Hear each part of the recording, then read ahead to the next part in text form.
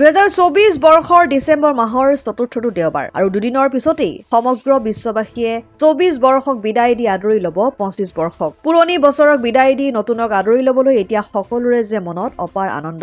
ৰাজ্যৰ ভিন্ন প্ৰান্তৰৰ বনভোজস্থলীৰ সমান্তৰালকৈ নগাঁৱৰ কঠীয়াতলীৰ টেঙাপানী বনভোজস্থলীতো ভিৰ কৰেহি বনভোজকাৰীয়ে।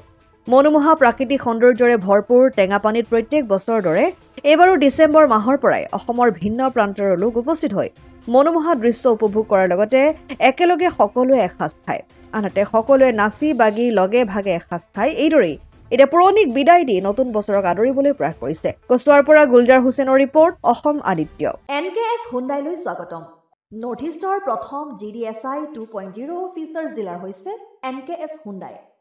অত্যাধুনিক সা সুবিধাৰে তৈয়াৰী মষ্ট আপডেটেড হুণ্ডাই ডিলাৰ এতিয়া ডিব্ৰুগড়ত।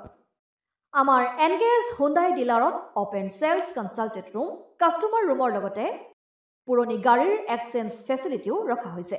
ইয়াত চেলছৰ লগতে ছাৰ্ভিচ ছেক্টৰৰ সুন্দৰ সুবিধা আছে। প্ৰয়োজনীয় সকলো এডভান্স টুলছ, হুইল বেলেন্সিং, এলাইনমেণ্টৰ অত্যাধুনিক machine, post hydraulic lift, fully ট্ৰেইনমেণ্ট পাৱাৰৰ লগতে nitrogen gas filling facility, fully automatic car ৱাছৰ ফেচিলিটিও আছে।